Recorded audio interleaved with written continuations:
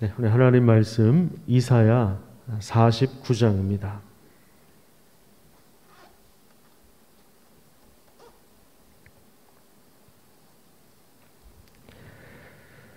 이사야 49장 1절에서 13절 말씀 읽도록 하겠습니다. 구약성경 1028페이지에 있습니다. 이사야 49장 1절에서 13절 말씀을 제가 읽겠습니다. 섬들아 내게 들으라. 먼 곳 백성들아 귀를 기울이라. 여호와께서 태에서부터 나를 부르셨고 내 어머니의 복중에서부터 내 이름을 기억하셨으며 내 입을 날카로운 칼같이 만드시고 나를 그의 손 그늘에 숨기시며 나를 갈고 닦은 화살로 만드사 그의 화살통에 감추시고 내게 이르시되 너는 나의 종이요 내 영광을 내 속에 나타낼 이스라엘이라 하셨느니라.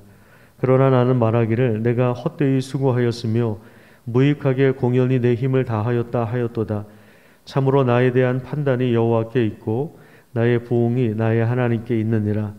이제 여호와께서 말씀하시나니 그는 태에서부터 나를 그의 종으로 지으신 이시요 야곱을 그에게로 돌아오게 하시는 이시니 이스라엘이 그에게로 모이는도다. 그러므로 내가 여호와 보시기에 영화롭게 되었으며 나의 하나님은 나의 힘이 되셨도다. 그가 이르시되 내가 나의 종이 되어 야곱의 지파들을 일으키며 이스라엘 중에 보존된 자를 돌아오게 할 것은 매우 쉬운 일이라.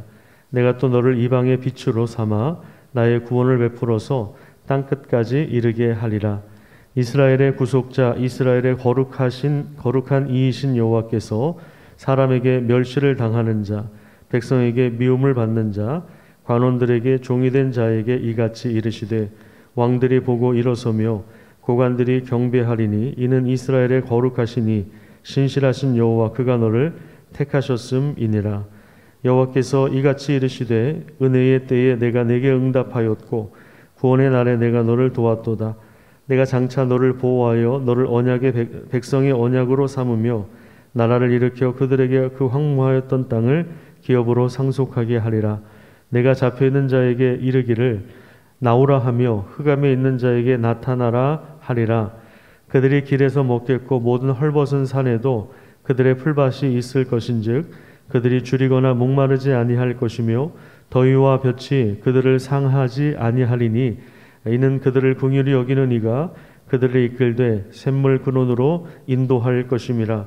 내가 나의 모든 산을 길로 삼고 나의 대로를 도두리니 어떤 사람은 먼 곳에서 어떤 사람은 북쪽과 서쪽에서 어떤 사람은 시님 땅에서 오리라. 하늘이여 노래하라. 땅이여 기뻐하라. 산들이여 즐거이 노래하라. 여호와께서 그의 백성을 위로하였은즉 그의 고난 당한 자를 긍휼히 여길 것임이니라. 아멘. 오늘도 강한 불볕 가운데 여기 약속하신 대로 여기 10절 말씀에 약속하신 대로 더위와 볕이 그들을 상하지 아니할 것이다. 이렇게 말씀하신 대로 하나님께서 우리 성도들의 삶을 붙잡아 주시고 또 긍휼히 여겨 주시고 낮의 해가 너를 상시 않도록 또 지켜주시는 하나님께서 오늘도 우리와 동행하시는 복된 삶을 살아가시기를 축복합니다. 이스라엘이 바벨론의 멸망을 당한 이유는 군사력이 약해서가 아닙니다. 또 경제가 파탄나서 무기를 만들어낼 상황이 아니기 때문에 나라가 망한 것이 아닙니다. 이스라엘 나라가 멸망으로 치달아 갈 때 그 길을 막아서고 또 그 죄를 회개하도록 이끌어주며 또 동시대 백성들과 또 그 지도자들의 죄의 문제를 지적하고 또 하나님께로 돌이키게 할 그러한 중보자가 없었기 때문에 결국에 이스라엘 백성들은 멸망을 당한 것입니다. 예레미야 5장 1절에 보면 이런 말씀이 나옵니다. 너희는 예루살렘 거리를 빨리 다니며 그 넓은 거리에서 찾아보고 알라. 너희가 만일 정의를 행하며 진리를 구하는 자를 한 사람이라도 찾으면 내가 이 성읍을 용서하리라. 제가 왜 예레미야 말씀을 인용하냐면 예레미야와 이사야가 그 선지자의 글들이 거의 동시대이기 때문에 그렇습니다. 그런데 이사야는 끌려간 포로 중에서 예언 활동을 했고 예레미야는 남아있는 백성들에게 예언 활동을 했습니다. 이게 시기적으로는 이사야나 예레미야나 비슷한 시기에 활동을 했던 것입니다.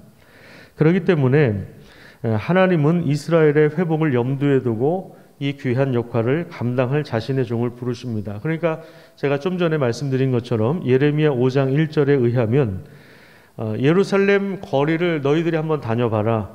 만약에 정의를 행하고 진리를 구하는 자 한 사람이라도 내가 그 사람을 찾게 된다면, 그러니까 한 사람을 얘기하는 거예요. 한 사람이라도 찾게 된다면 내가 이 성읍을 용서해 줄 것이다. 이게 무슨 얘기입니까? 하나님을 막아서고, 그죠? 그 진노의 심판을 부으시는 그 하나님을 막아서고, 그리고 정의를 행하고 진리를 구하는 자가 하나님 앞에 나와서 무릎을 꿇고 용서를 구하며 백성들에게 하나님의 뜻을 선포하는 그 신실한 종이 없었다는 얘기입니다.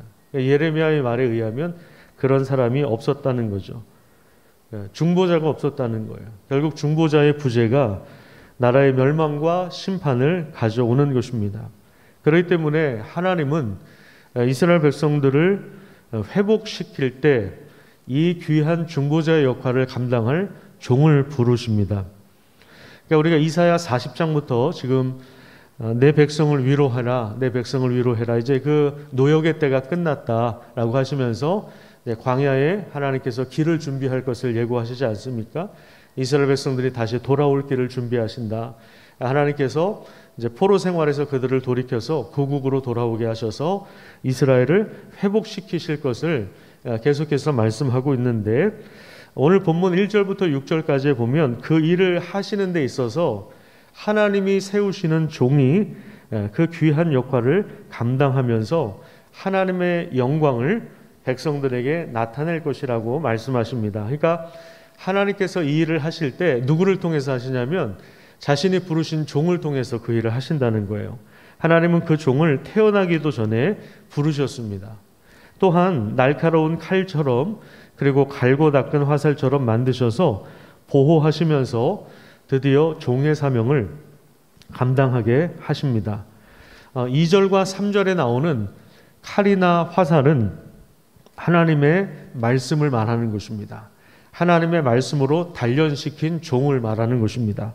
하나님의 말씀은 그 어떤 칼보다도 예리합니다. 좌우의 날선 어떤 검보다도, 어떤 칼보다도 예리한 것이 하나님의 말씀인데, 하나님의 말씀을 통해서 단련된 그 종이 하나님의 영광을 백성들에게 나타낼 것을 말씀하고 있습니다. 우리가 날마다 묵상하는 이 하나님의 말씀도 마찬가지입니다.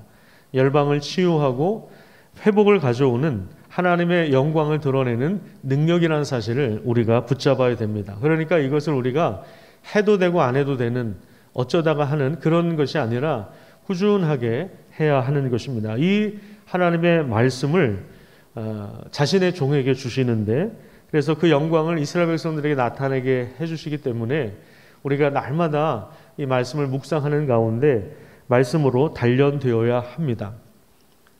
물론 이 말씀은 금방 눈에 보이는 결과를 드러내지 않습니다. 열매가 금방 나타나지 않아서 실망할 때도 있습니다. 그래서 답답하기도 하고 때로는 우리가 말씀을 나누다가 좌절하기도 합니다. 그래서 4절을 보십시오. 4절에 보시면 종이 이렇게 고백을 합니다. 그러나 나는 말하기를 내가 헛되이 수고하였고 무익하게 공연히 내 힘을 다하였다. 이렇게 고백을 합니다. 세 번역에 보면 이제 이렇게 이야기하고 있습니다. 그러나 나의 생각에는 내가 한 것이 모두 헛수고 같고 쓸모없고 허무한 일에 내 힘을 허비한 것 같았다. 말씀으로 단련된 종이 그 말씀을 전했지만, 그 말씀을 사람들과 나누었지만 내가 공연히 헛수고한 것 같았다. 내가 도대체 뭐 하고 있는 건가? 이런 답답함을 지금 토로하고 있는 거예요.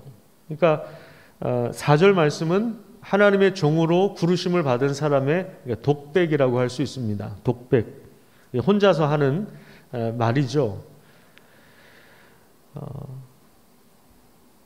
하나님이 부르신 종들이 꼭 기억해야 될 것이 있는데요. 내 실력과 영광으로, 내 능력으로 하나님의 영광을 드러내는 것이 아니라는 거예요. 하나님이 그 종에게 요구하시는 것이 뭐냐면 가시적인, 눈에 보이는 열매, 성과, 업적이 아닙니다. 하나님이 원하시는 것이 무엇입니까? 그것은 바로 순종하는 것이고 충성하는 것입니다. 때가 되면 하나님은 그 선포된 말씀을 통해서 일하시는 거예요.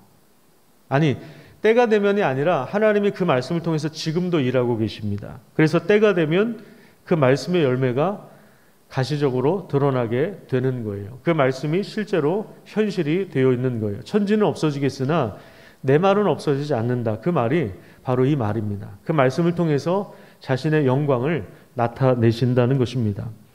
그것이 이제 1절부터 6절까지 말씀이 하나님께서 불러내신 종이 그 말씀으로 단련되어서 그 사역을 감당할 것을 말씀하고 있다면, 그 다음에 7절부터 13절까지는 이제 실제로 그 말씀이 이루어지는 포로 공동체의 해방과 귀환을 하나님께서 예고하십니다. 왜 그러냐면 7절을 한번 보십시오. 7절에 보시면 이스라엘의 구속자는 바로 하나님이시기 때문에 그렇습니다.